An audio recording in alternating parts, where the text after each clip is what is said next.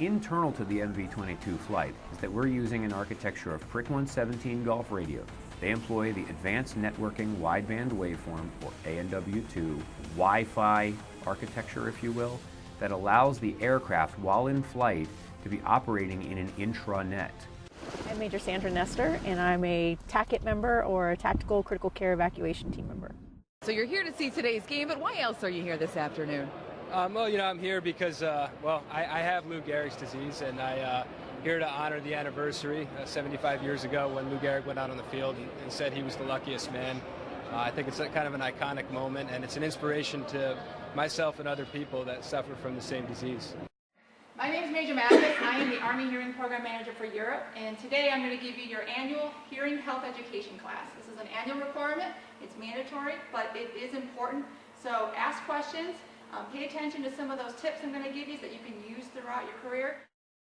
Since we've been deployed to these regions like Afghanistan and Iraq for over 10 years now, we're starting to see the long-term effects of chemicals in some of the soldiers.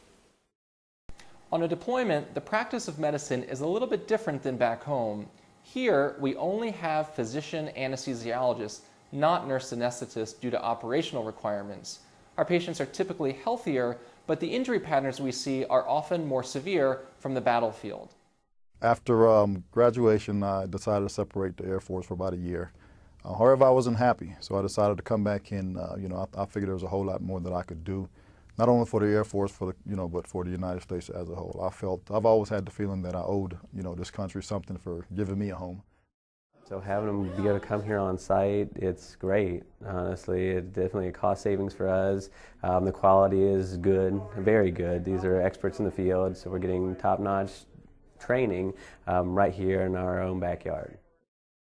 We're currently co-located with 652 Squadron, who are coordinating and running all of our initial training.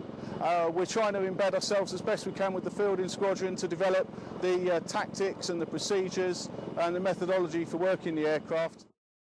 When fighter pilots aren't in combat, we're training to be in combat. So every day that we go out and fly, we have that mentality of how are we going to prepare for combat. And we put ourselves in that mindset in the hopes that we'll fight like we train.